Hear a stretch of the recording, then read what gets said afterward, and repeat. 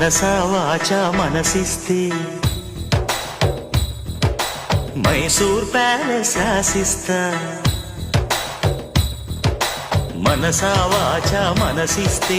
Mysore palace రాసిస్తా పనిలో పనిగా జతకొస్తే Jaipur palace చదివిస్తా జిగిబిగి సొగసందిస్తే ఈ జగతిని బదులిస్తా